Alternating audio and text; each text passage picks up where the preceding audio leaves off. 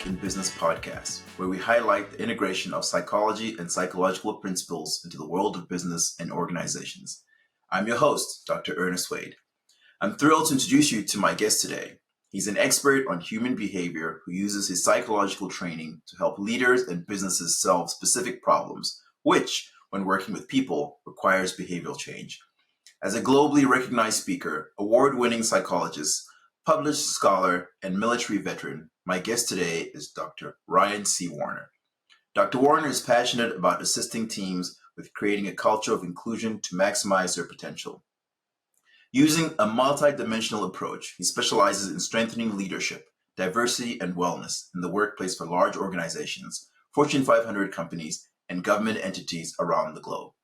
Dr. Warner takes an energetic and customized approach when speaking on topics related to responding to microaggression in the workplace, building inclusive cultures, and promoting mental wellness. With a PhD in counseling psychology, Dr. Warner utilizes his expertise on human behavior to drive meaningful, lasting change for his clients. Dr. Warner, welcome to the show. Yeah, thanks, Dr. Wade. I'm really excited to be here today. Great. We're so glad to have you. And of course, as a veteran, we want to make sure to thank you for your service and for your sacrifice. So thank you for your service. I really appreciate it. Thank you. Great.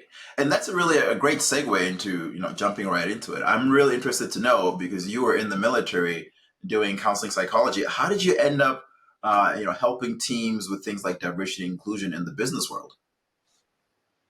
Definitely. So my military career really helped serve as a solid foundation to helping me grow and expand my skill set when it comes to consulting and coaching. Mm-hmm. And that naturally led its way to me being an entrepreneur. So give you a background, completed my PhD at Marquette University in counseling psychology.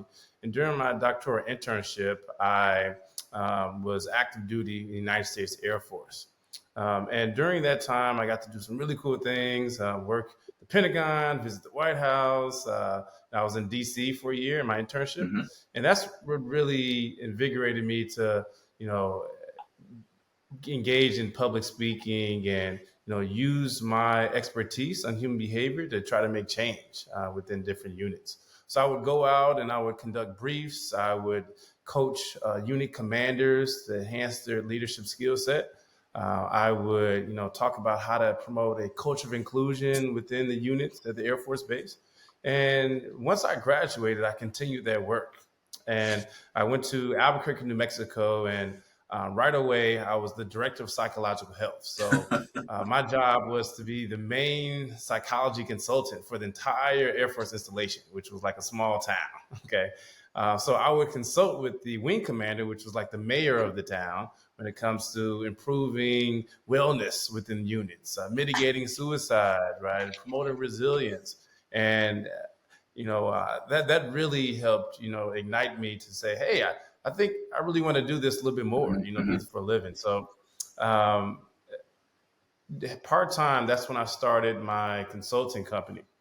I started to do different speaking engagements in the community, and people would start to pay me. So I was like, hey, let me start a business. So people are paying me for the service, and they found it valuable, and they find that I'm filling a gap, and in turn, started with speaking on microaggressions in the workplace. Then I began talking about stress management and being able to learn how to be empathetic leaders, and being able to convey that knowledge. People found that it helped them promote that culture of inclusion within their workplace. So in turn, my business began to grow. I hired full-time staff. I created an internship program, and I was like, hey, this is something I think I can do full-time now. So that's what led me to now get out the military and now doing this work full-time in my capacity as a CEO at RC Warner Consulting. So currently, we work with organizations across the globe, mostly large government entities, and also Fortune 500 companies to help organizations and teams, create that culture of inclusion through enhancing leadership, diversity, and wellness within the workplace. Wow, that's such an amazing story, Ryan. I'm really impressed with your journey, and I think it's such a great example of how psychology can be helpful anywhere. I mean, you're talking about how you started off working at DC and then working on a base, and then really using your psychological skills to help other active duty military people, and I think that's just fantastic. Can you tell us a little bit about some of the work that you did while you were there in the military, when you were doing some of your speaking engagements and things? Yes, definitely. So I did therapy part time in my role as a director of psychological health, and um, to help promote mental wellness, we had to get out of our Mm-hmm. offices and not just conduct therapy one on one, but we had to get out to the units and show our face and say, hey, we're the psychologists. We're not these big, bad, scary people, right? We were here to help you. So the way I did that is by doing briefs and presentations in an interactive, fun way to help unit members get involved and engaged and learn something and be able to give them small mental health tidbits to improve their resilience. So I would go out at different like commanders calls and different events, and I'll say, "Hey, I'm Ryan Warner, I'm a psychologist, and here's 3 ways to promote your mental Mm-hmm. resilience." Right, and then I will come back a couple of weeks later and say, "Hey, were you able to implement those strategies?" And they would they would actually implement them in their life. Mm-hmm. They would tell their friends, and the word about mental health, was able to spread in an adaptive, positive way, and that stigma began to mitigate. So I was able to touch those individuals, even though I wasn't seeing them individually in psychotherapy, and I really found that really powerful, right? Because psychotherapy may not be for everybody, Mm-hmm. right? And we know that stigma, in addition to access issues, right? Just a huge backlog on mental health clinics. A lot of individuals may not be able to get that one-on-one care that they need. So sometimes just going out and conveying this type of information in a fun, interactive way, that helped also promote mental wellness. So that's one of the ways in which I was able to continue to expand my speaking skills and boost my confidence in this arena. Now, so you mentioned mental health and wellness. You mentioned resilience. Why is that important in the military? Why is that important to effective functioning? So the thing about the military population, I mean, that's a group in which they oftentimes are in high risk jobs, depending on your specific specialty. Move a lot, right? Mm-hmm. So you may not be in one place. You may be away from social support. Mm-hmm. You typically work longer than just 9 to 5. Sometimes we're on call 24/7, depending on the ops tempo. I mean, there's so many different additional Mm-hmm. stressors that this population may face. So when it comes to promoting that resilience, right, it's essential that people are able to, want to come to their job and feel fulfilled, feel that they belong, feel that they are contributing to the mission, right, with their unique skill sets and Mm-hmm. their strengths. So, I mean, it's significantly important, right, to promote resiliency within that population, just due to the additional challenges they may face. Yeah, no, I completely appreciate that, and I think you've hit on a really important mark there in terms of building resilience, right? Being able to push through some of these challenges, and I know you also do a lot of work in the private sector, and I know that you do a lot of work with things like diversity, equity, and inclusion. Can you tell us about why that's important and how that helps organizations be successful? So you can't talk about wellness without also talking about diversity, equity, and inclusion. They go hand in Oh, hand. awesome. Okay, so for instance, that's if I'm able to feel like I belong within the workplace, if I feel like I'm contributing in an adaptive, positive way, Mm-hmm. then I'm gonna have higher mental health. I'm gonna be able to cope better with Mm-hmm. stress, right? I'm gonna feel that I'm valued, right? I'm gonna feel a sense of purpose, right? So my business really looks at that intersection between diversity, wellness, and also leadership, because you can't talk about one pillar without talking about the other. For me to create diversity, equity, inclusion, I need leadership on board. Mm-hmm. I need those who influence change to be engaged, right? And that in turn is also going to impact the wellness that we see within workplaces. So, when it comes to those domains together, they really feed off of each other. And when we talk about diversity, equity, and inclusion, that's something that shouldn't be spoken about alone in a silo. Instead, it should be embedded in everything that we do. Okay. When we go to the workplace, right, there's individuals of all different Mm-hmm. backgrounds, of different generations, of different political affiliations, et cetera. And we want to figure out how we can be able to engage with each other, even though we may have different perspectives and different beliefs. How can we still, mutually respect each other? Mm-hmm. How can we leverage our strengths, so that we can come up with more innovative ideas, right? So that we can accomplish the mission and promote optimal outcomes. So ultimately, when I talk about diversity and inclusion, I also talk about leadership, how to get leadership on board, how to mitigate toxicity within leaders, how to boost empathetic leadership, right? And also talk about that influence on just the resilience and the wellness within employees when you do that. Yeah, I love the way that you described that. I don't think I've heard it quite described that way before. It's very unique in terms of speaking of diversity, equity, inclusion, also really needing leadership, right? And also impacting well-being. I love the triangle that you create there. I think that's really very helpful. I'm wondering, do you have any examples? I know you do a lot of training for Fortune 500 companies. Do you have any examples of how this work has really helped to have a positive impact on organizations? Definitely. So the positive impact comes in a multifaceted way. So number one, intrapersonal impact. So intrapersonal, we look within ourselves to identify how can I mitigate my bias? How can I improve my own mental Mm-hmm. resilience or my awareness of diversity, et So cetera. start with Okay. yourself first. Yep. So within ourselves. And then the next impact we see is interpersonally. So in my keynote speaking workshops, and the different type of retreats that I lead, I help improve that interpersonal interaction with others, right? Mm-hmm. So how do we communicate in a way that's effective? Okay. How do we also mitigate perpetuating microaggressions within the workplace, right? So I So teach say more individuals about how to microaggressions respond. because not everybody knows what that is. Oh, sure. So microaggressions are subtle, covert forms of discrimination directed towards marginalized Mm-hmm. populations.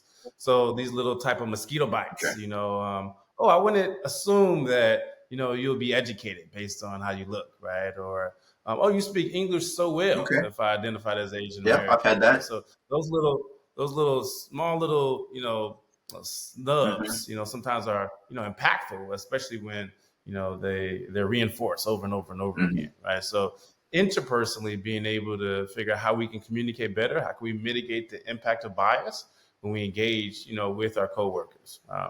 And then lastly, systemically. So another outcome we see is how can we mitigate systemic barriers? How do we look at our policies? How do we look at our procedures and recognize when we're not promoting wellness in an intentional way, Mm-hmm.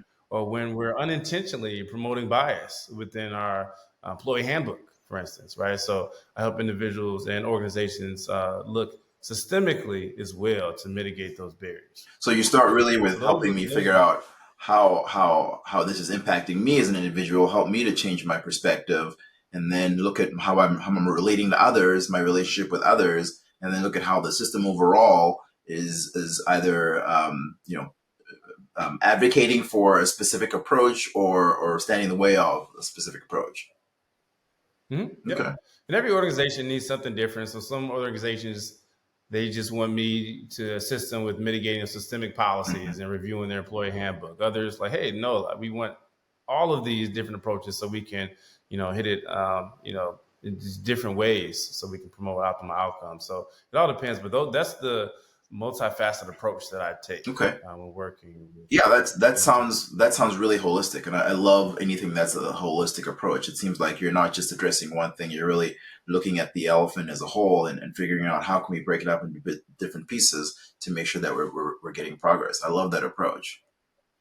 Mhm. Now, I know you've worked internationally as well and done a lot of speaking internationally. Can you tell us a little bit about how you've seen differences in terms of working with businesses in the U.S. versus other countries? Yeah, so I worked with like U.S. Embassy and also United Nations, and sometimes in different continents. When I talk about Hmm. microaggressions, those microaggressions may be displayed in a different way. Okay. Microaggressions based on language or what side of town that you're from, and that really opened my eyes because typically when I talk about microaggressions in the U.S., it's more based on race at Hmm. first, Hmm. and the color of your skin. Um, Although we know the term microaggressions is multifaceted. So not only are we talking about race, but also gender, sexual orientation, religious background, Hmm. et cetera. Hmm. But I guess when I speak more internationally, I get more of this different perspective when it comes to microaggressions, because sometimes based on where I'm speaking at, I mean, it may be solely based on what side of town you're from or how you pronounce certain words within a particular language. So just I always love the opportunity to learn as well from other cultures when doing this work. Yeah, that's a great example of how, what we might consider microaggression in one country doesn't translate to another country, right? And so being very mindful of the culture and how things work in different cultures and how they impact businesses. So Ryan, tell me, as somebody who has had psychological training and is really very experienced in these things, you're doing a lot of different things here. Can you talk a little bit about how that training and experience really helps you in the work that you do? So, yeah, as a licensed clinical psychologist, when it comes to promoting change, we have to recognize that no one really likes change.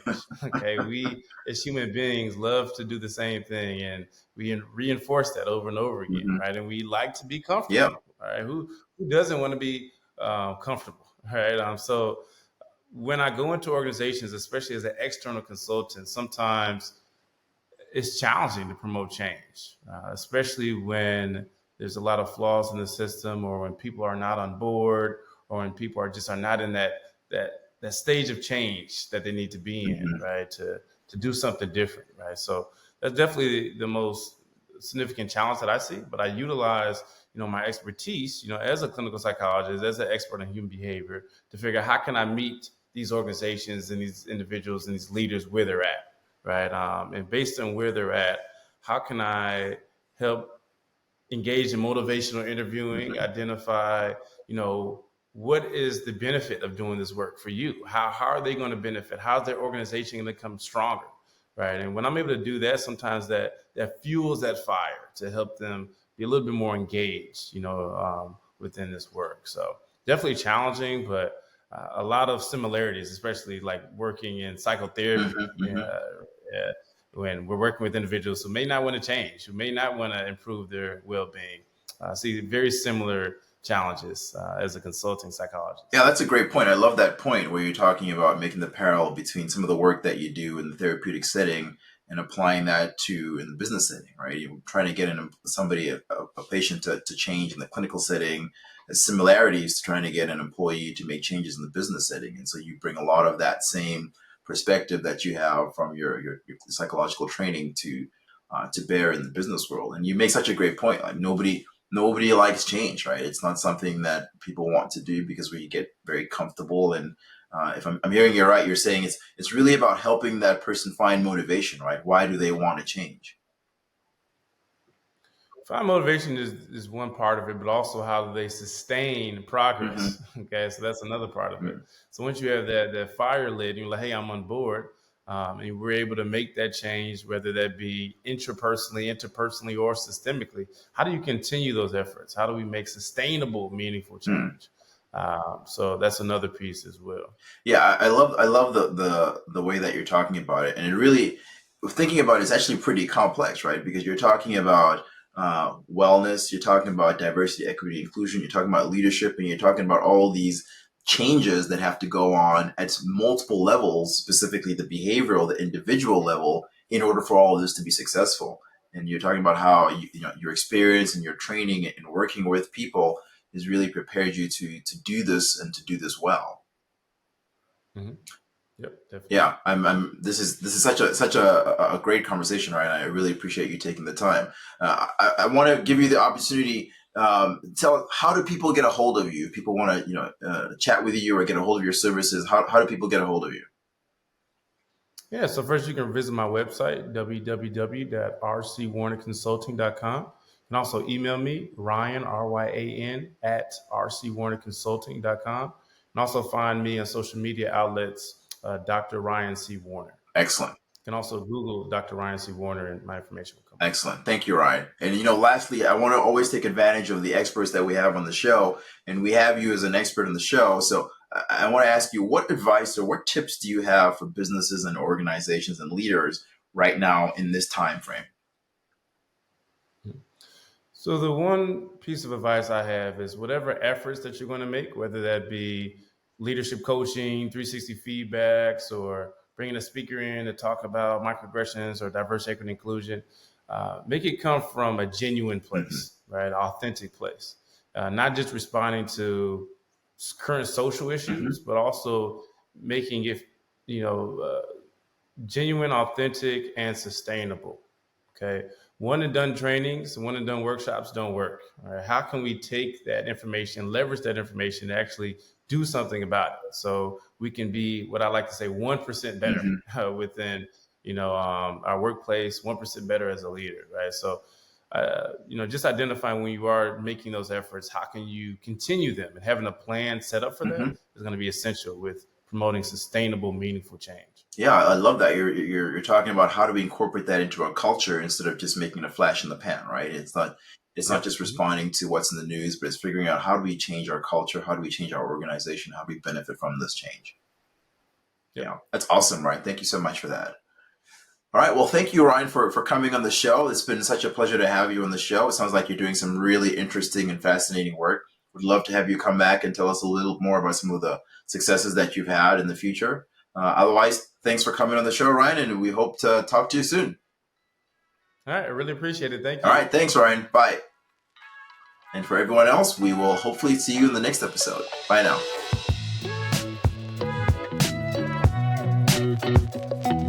now.